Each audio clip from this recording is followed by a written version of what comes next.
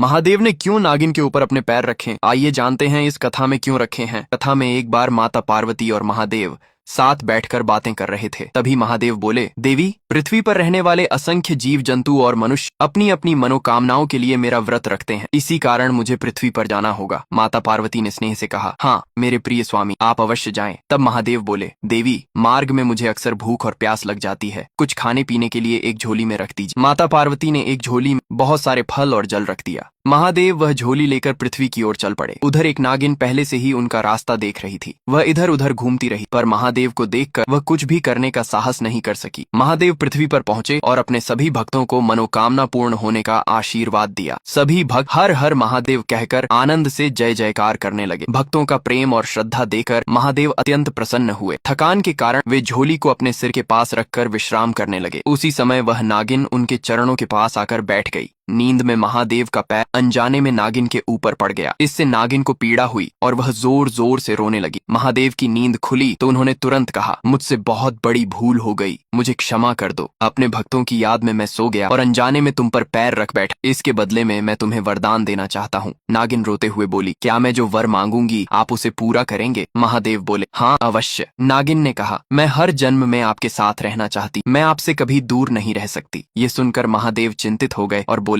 मेरी प्रिया देवी तुम्हें देखकर क्रोधित हो जाएंगी, वे बहुत शक्तिशाली हैं। नागिन बोली, आपने मुझे वरदान देने का वचन दिया है, फिर मैं आपसे अलग कैसे रह सकती हूँ? महादेव बोले, ठीक है, पर तुम्हें मेरी प्रिया देवी से छुपकर रहना होगा। तुम मेरी झोली में चली जाओ। नागिन झोली में चली गई और महादेव उसे लेकर कैलाश की ओर लौट चले। घर पहुंचकर माता पार्वती ने झोली एक ओर रख दी और महादेव से बातें करने लगी। कुछ समय बाद महादेव तपस्या के लिए चले गए। पीछे माता पार्वती घर की सफाई करने लगी। झाड़ू लगाते समय उन्होंने झोली को जोर से हिलाया, तभी उसमें से एक सांप बाहर गिर पड़ा। सांप को देखकर माता पार्वती क्रोधित हो गईं। उन्होंने झाड़ू से उसे पकड़ लिया। सांप कांपते हुए बोला, मुझे छोड़ दो, मैं अपने घर लौट जाऊंगा।